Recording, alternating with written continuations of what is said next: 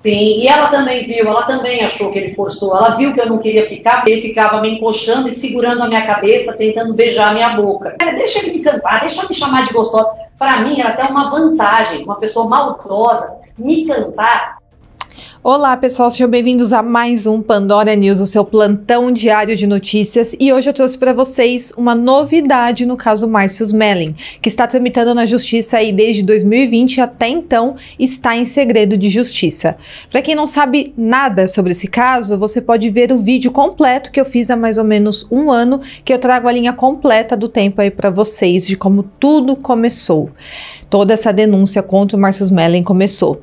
Aqui eu também vou contextualizar tudo para vocês de forma mais resumida, mas temos também esse vídeo completo aí que você pode pesquisar no meu canal e você vai encontrar. E antes de eu dar essa notícia para vocês, como sempre, eu vou pedir para você não se esquecer de deixar um like aqui para mim, se inscrever no meu canal. É muito importante que vocês façam isso para apoiar o meu trabalho, para que eu continue a trazer notícias diárias para vocês e também casos criminais completos, como eu faço. Me siga também na rede social que estará aqui na tela, lá eu tenho um contato mais direto com vocês e também posto vídeos diários exclusivos. E é isso, e bora para a notícia. Pessoal, a notícia de hoje é que o Ministério Público do Rio de Janeiro solicitou à Justiça o arquivamento de uma investigação que envolve o Márcio Smelling.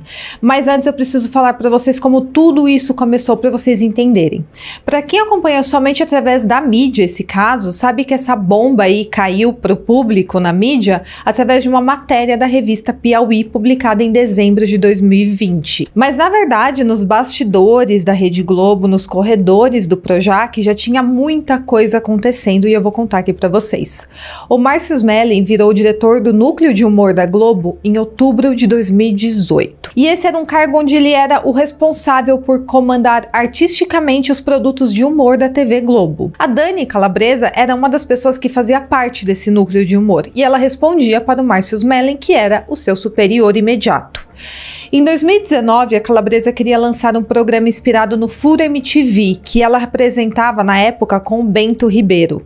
O programa seria lançado na Rede Globo agora com um novo nome chamado Fora de Hora, porém o Márcio Smelling decidiu que seria apresentado apenas pela Dani Calabresa, sem o Bento Ribeiro. E isso a desagradou demais. Toda essa história sobre esse programa rendeu várias discussões entre eles. A Dani Calabresa chegou a chorar em reuniões, reclamar de tudo isso.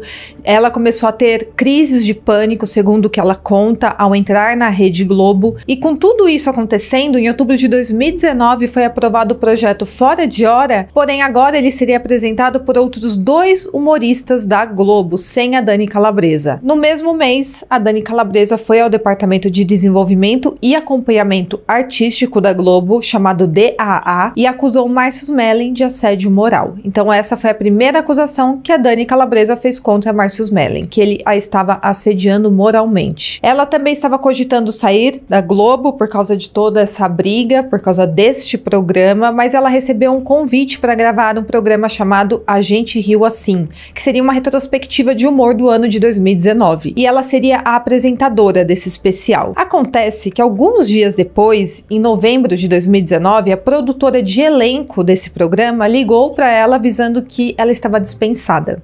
Ou seja, o seu nome não constava mais no elenco desse programa. Logo em seguida, ela voltou ao DAA e então acusou o Márcio Smelling de assédio sexual. Isso com o apoio agora de mais duas atrizes e também uma autora da Globo. No mês seguinte, esse assunto vazou na imprensa e foi publicado pela primeira vez que havia uma investigação de assédio sexual contra o diretor da Globo acontecendo, mas até então não mencionaram o nome do Márcio Smelling. A revista Piauí também teve acesso a alguns e-mails e publicou sobre esse assunto, sem também citar o nome do Márcio Smelling a princípio. E aí, em janeiro de 2020, uma investigação interna começou a ocorrer ali dentro da Globo, sem o assunto vazar com nomes para a imprensa. A chefe da DAA trocou e-mails com o responsável pelo compliance e também com o advogado da Globo, falando que o problema da Dani Calabresa parecia ser de instabilidade emocional, decorrente de frustrações que ela estava tendo com o seu trabalho, e que da parte do Márcio Smelling tudo parecia decorrer de um problema de gestão. Foi também mencionado neste e-mail que a Dani Calabresa não pretendia prestar queixa formal contra o Márcio Smelling, então ela não pretendia entrar na justiça contra ele, e aí depois de uma investigação interna foi recomendado o arquivamento arquivamento dessa investigação da Globo por falta de provas dos assédios. Enquanto isso, as atrizes que começaram a acusar o Márcio Smelling criaram um grupo no WhatsApp para elas conversarem ali sobre os casos de assédio que elas teriam sofrido. E ainda em janeiro, a Mônica Albuquerque relatou novamente ao advogado da Globo e também ao responsável pelo compliance que ela tinha recebido outros relatos e que o caso agora não parecia mais se restringir apenas a um mero problema de gestão. Ela sugeriu que agora a Comissão de Ética e Conduta da Globo fosse acionada e que a partir deste momento a Dani Calabresa estava disposta a formalizar uma queixa contra o Márcio Smelling no compliance da Globo. A partir disso, o advogado Elcio Coelho colheu os depoimentos das supostas vítimas do Márcio Smelling, inclusive da Dani Calabresa, e em 16 de março foi elaborado um documento com esses depoimentos. E diz ali que o Márcio Smelling seria demitido imediatamente do cargo de diretor de humor e que ficaria suspenso também das suas funções como ator e roteirista até a segunda ordem. Então, novamente, uma apuração estava ocorrendo internamente ali na Globo, sem uma queixa formal na justiça. E aí, em março de 2020, o Márcio Smelling saiu de licença por problemas pessoais da sua filha ali de saúde, mas antes dele sair dessa licença, a Globo avisou que ele não seria mais diretor de humor, porque o compliance definiu que ele não tinha perfil de chefe. Eles não o demitiram por justa causa, e isso é um elemento que o Márcio Smelling usa em sua defesa, porque ele diz que se de fato a Globo tivesse conseguido comprovar um assédio por parte dele, ele seria demitido ali por justa causa, e não foi isso que aconteceu. O que aconteceu foi que quando ele voltou da licença, em agosto de 2020, ele acabou sendo demitido sim, mas com todos os seus direitos garantidos, e até com uma carta aí de agradecimento que foi publicada na mídia. Até então não tinha nenhum processo na justiça, mas em dezembro de 2020 saiu uma matéria bombástica na revista Piauí com todas as acusações contra o Márcio Smelling, dessa vez citando o nome dele. E obviamente teve uma repercussão gigantesca. Mas até então, conforme eu falei, nada tinha ido para a justiça. As acusações estavam sendo feitas apenas ali nos veículos de comunicação. E aí o próprio Márcio Smelling, diante disso tudo, interpelou a Dani Calabresa extrajudicialmente e pediu que ela confirmasse ou então negasse as acusações publicadas na revista. Porém, ela se calou, ela não respondeu a essa interpelação. E aí, ele entrou com uma ação de calúnia e difamação contra a Dani Calabresa e também contra a revista Piauí, e exigiu da atriz 200 mil em indenização. Ele então começou a dar entrevistas a várias emissoras, se defendendo das acusações e mostrando também todos os prints de conversas no WhatsApp com as atrizes que o acusavam. E a Dani Calabresa então fez seu primeiro depoimento à ouvidoria do Ministério Público e ela reiterou as acusações contra o Márcio Smelling. Dessa vez, 8 atrizes acusaram o Márcio Smelling das mesmas coisas. Em agosto de 2021 foi enviado o relatório da ouvidoria ao Ministério Público e foi feita a abertura da investigação. Na justiça, a Dani Calabresa contou os detalhes de um ataque que ela teria sofrido em uma festa onde o Márcio Smelling a teria beijado à força. E durante esse processo, a Maíra, uma amiga da Dani Calabresa que estava com ela nessa festa, também foi chamada como testemunha para confirmar a história da Dani Calabresa. Mas acontece que ao depor, a Maíra falou que ela tinha trocado beijos com o Márcio Smelling na festa, a própria Maíra tinha trocado beijos com o Márcio Smelling e disse que não lembra de ter visto nada de impróprio entre ele e a Dani na ocasião.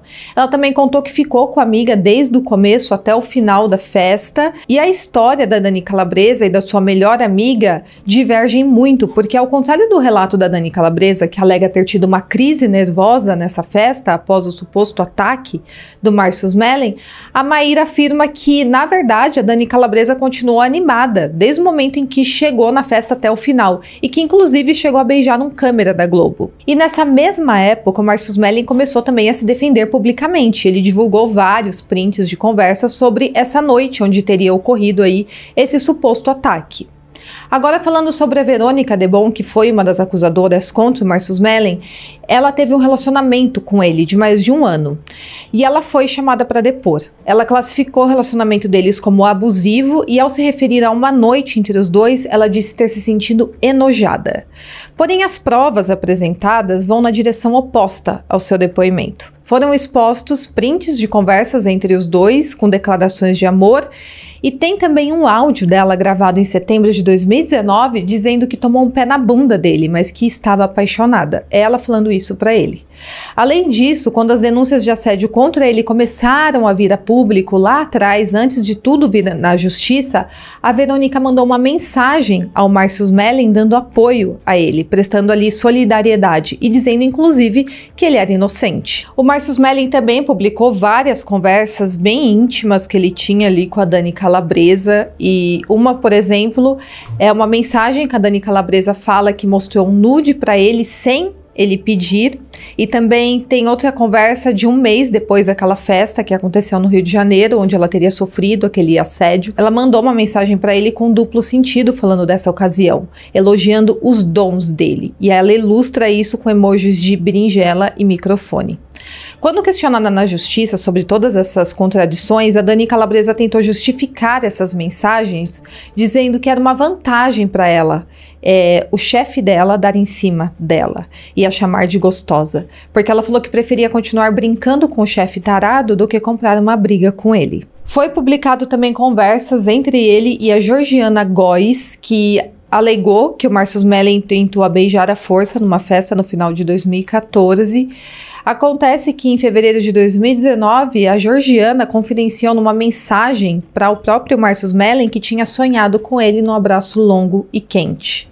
A Débora Lã, que foi apresentada no inquérito como uma das vítimas durante seu depoimento perante o juiz, alegou que não era uma vítima e sim uma testemunha, e foi uma situação um tanto quanto constrangedora, porque ela foi pega ali de sopetão, porque o juiz avisou que ela estava no inquérito como vítima e não como testemunha. Ela pareceu estar bem surpresa e aparentemente o que aconteceu foi que a advogada de defesa das acusadoras, a Maíra Cota, e a socióloga Manuela Miklos colocaram a Débora Lã como vítima sem o consentimento dela. Ela tinha aceitado ser apenas uma testemunha. Depois disso, ela e a Suzy Pires decidiram deixar ali o grupo de mulheres que acusavam o Márcio Smelling, porque ambas aceitaram inicialmente ser apenas testemunhas do caso e não vítimas, mas elas foram colocadas como vítimas pela advogada de defesa.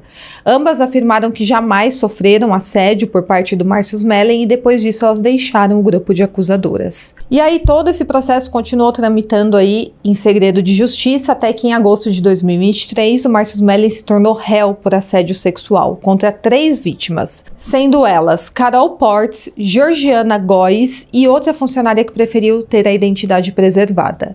E a Dani Calabresa não está entre essas 3 vítimas. Acontece que a investigação que tinha a Calabresa e outras 5 mulheres como vítimas acabou sendo arquivada.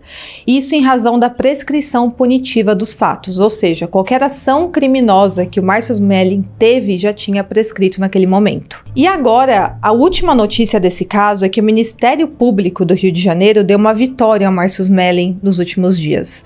Acontece que o MP requisitou à Justiça o arquivamento de um procedimento investigativo criminal que envolve o Márcio Smelling, que foi denunciado também por 4 mulheres por violência psicológica. Esse procedimento investigativo foi instaurado por causa dessa denúncia e o foco era avaliar o conteúdo de 132 vídeos que o Márcio Smelling publicou em suas redes sociais, nos quais se defendia das acusações de assédio que estava sofrendo.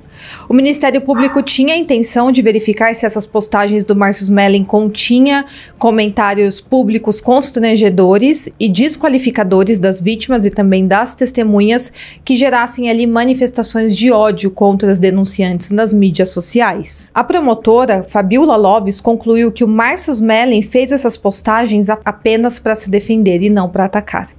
E sim, pessoal, as acusadoras do Márcio Smelling se utilizaram aí de todas as formas de mídia social, jornal, online e todas as plataformas para acusá-lo de assédio, porém quando ele veio a público dar o lado dele da história, elas queriam que ele fosse condenado por isso. Elas passaram a alegar que estavam sendo atacadas por ele e que os vídeos que ele estava gravando estavam fazendo com que elas recebessem mensagens de ódio nas redes sociais. A promotora fundamentou seu pedido de arquivamento com base em um laudo técnico elaborado por 4 peritas do Ministério Público que analisaram todos os vídeos e também as declarações das supostas vítimas. Segundo este laudo, o discurso das denunciantes apresenta sugestões de combinação e também diversas contradições. O documento ainda aponta que todas as vítimas relataram sofrer de ansiedade, insônia e depressão, além de mencionar ocasionar impactos negativos em suas vidas profissionais por causa desse suposto assédio. E isso, para a promotora, indica que provavelmente elas foram orientadas a alegar todas essas coisas, porque por coincidência todas sofreram os mesmos problemas. O despacho da promotora observa também que as manifestações do Márcio Smelling surgiram somente após as mulheres terem exposto o caso publicamente nas mídias sociais e também na imprensa. Ela concluiu o seguinte, abre aspas, se as supostas vítimas se valeram da exposição do caso para apresentar suas versões, é justo que o acusado tenha a mesma oportunidade de se defender dentro de um juízo de proporcionalidade. Fecha aspas. Ela também ressaltou que o discurso do Márcio Smelling é defensivo, indignado, contestatório e que se manteve durante 3 anos absolutamente retilíneo, ou seja, ele manteve a mesma postura. Manteve também os mesmos argumentos desde o início das suas manifestações. E ele manteve também coerência, segundo a promotora. Ela ainda ressaltou que o Márcio Smelling fez essas publicações em suas próprias redes porque não tinha espaço na grande mídia para se defender. Mas as denúncias e também os processos judiciais contra o Márcio Smelling continuam, apesar dessa recente vitória. Uma nova denúncia de violência psicológica contra ele, feita por 4 outras mulheres em São Paulo, foi transferida agora para o Rio de Janeiro e tramita também em um processo separado.